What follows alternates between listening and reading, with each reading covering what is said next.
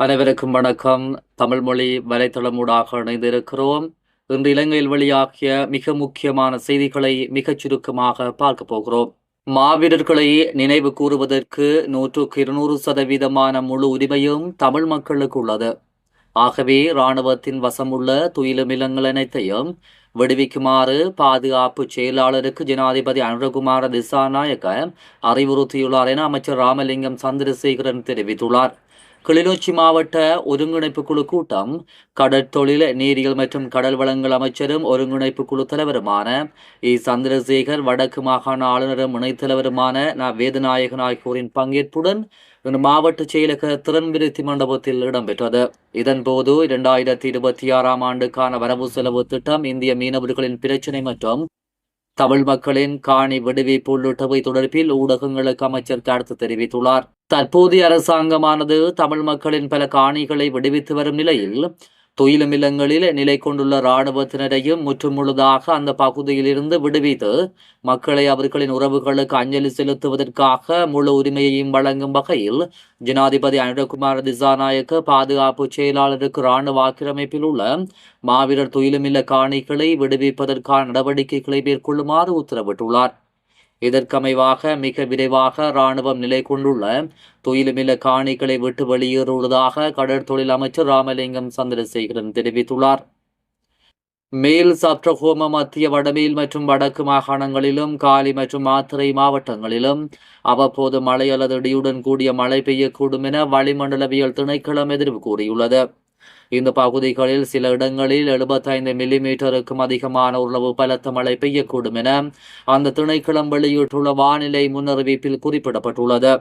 நாட்டின் பிற பகுதிகளில் பிற்பகல் 1 மணிக்கு பிறகு மழை அல்லது இடியுடன் கூடிய மழை பெய்யக்கூடுவதுடன் சில இடங்களில் 50 மில்லிமீட்டருக்கும் அதிகமான மழை பெய்யக்கூடும். கடல் பிராந்தியங்களில் மணித்தியாலத்திற்கு 25 தொடக்கம் 35 கிலோமீட்டர் வேகத்தில் மேற்கு திசையிலிருந்து அல்லது வடமேற்கு திசையிலிருந்து காற்று வீசும்.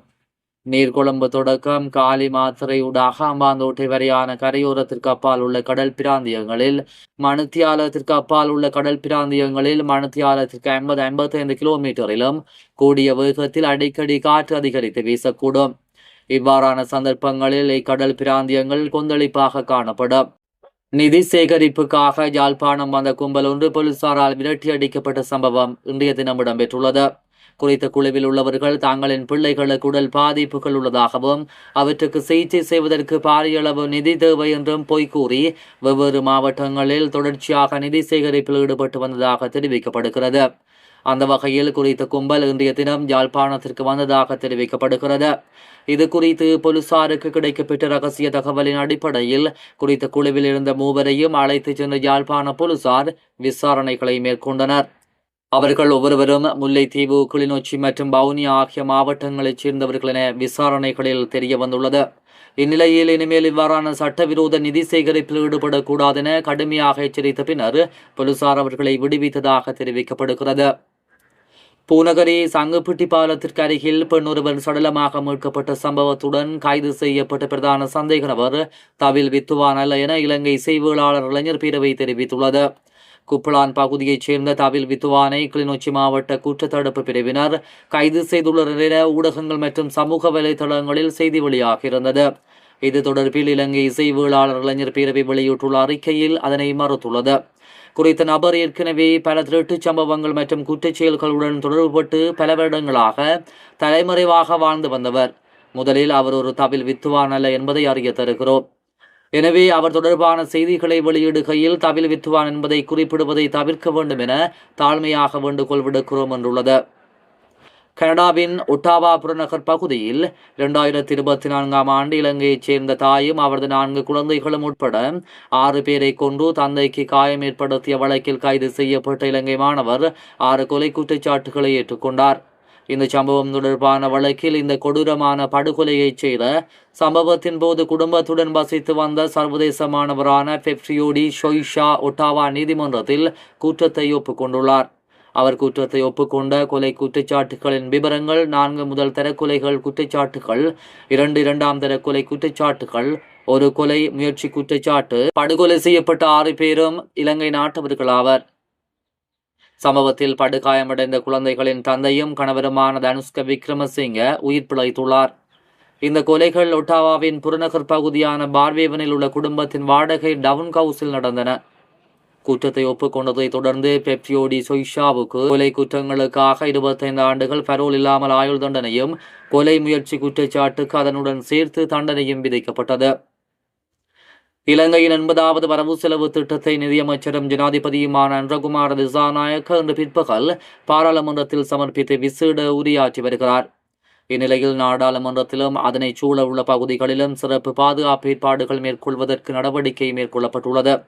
நாடாளுமன்ற உறுப்பினர்களின் ஆடை மற்றும் அறைகள் உட்பட நாடாளுமன்ற வளாகம் மற்றும் அதை சுற்றியுள்ள பகுதிகள் நேற்றைய தினம் தீவிர சோதனைக்குட்படுத்தப்பட்டது. இராணுவத்தினராலும் போலீஸ் சிறப்பு அதிரடிப்படையினராலும் கடுமையாக ஆய்வு செய்யப்பட்டன.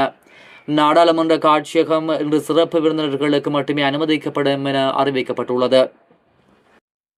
ஜாழ்ப்பாணத்தில் இளைஞர் ஒருவரை அவருடைய தாயின் கண்முன் நிர்வாணமாக்கி சித்திரவதைக்குட்படுத்திய சம்பவத்துடன் தொடர்புடைய சந்தேக நபர் கைது செய்யப்பட்டுள்ளார். கடந்த 11 மாதங்களுக்கு முன்னர் இந்த சம்பவம் இடம்பெற்றிருந்த போதிலும் போலீஸ் உயர்மட்டத்தில் இருந்த செல்வாக்கு காரணமாக அந்த நபர் கைது நடவடிக்கையில் இருந்து தப்பித்து வந்துள்ளார். குறித்த சம்பவம் தொடர்பில் 4க்கும் மேற்பட்டோர் கோப்பாய் போலீசார் கைது செய்த நிலையில் அதில் பிரதான சந்தேக நபரான இவர் தலைமறைவாகியிருந்தார். இவ்வாறான பின்னணியிலேயே திருநெல்வேலி பகுதியில் உள்ள தனியார் மருத்துவமனையில் சிகிச்சை பெற்று வரும் ஒருவரை சந்தேக நபர் பார்வையிட வந்த வேளை போலீஸ் புலனாய்வுத்துறையினரால் நேற்று கைது செய்யப்பட்டுள்ளார். பதிரி பகுதியில் திருமணம் செய்து 20 வருடங்களுக்கு பின் ஒரே நேரத்தில் 3 பிள்ளைகளை பெற்ற இளம்தாய் திடீரென உயிரிழந்த சம்பவம் பெரும் துயரத்தை ஏற்படுத்தியுள்ளது. யாழ் போதனா வைத்தியசாலையில் கடந்த மாதம் 7ஆம் திகதி ஒரே நேரத்தில் 3 பிள்ளைகளை பெற்ற நிலையில் அவசர பிரிவில் சிகிச்சை பெற்று வந்துள்ளார். நேற்று முன்தினம் மாலை சிகிச்சை பலனின்றி பரிதாபமாக உயிரிழந்துள்ளார். ஆனால் 3 குழந்தைகளும் நலமாக இருப்பதாக தெரிவிக்கப்படுகிறது. இந்த சம்பவத்தில் பதிரி பகுதியைச் சேர்ந்த யோகராஜா மயூரதி வயது 46 என்ற தாயே இவ்வாறு பலியாகியுள்ளார். திருமணம் செய்து 20 ஆண்டுகளாக குழந்தையின்றி பெரும் கஷ்டங்களையும் துன்பங்களையும் எதிர்கொண்டு விட்டு 3 பிள்ளைகளையும் பார்க்காமல் உயிரிழந்த சம்பவம் அப்பகுதியில் பெரும் துயரத்தை ஏற்படுத்தியுள்ளது.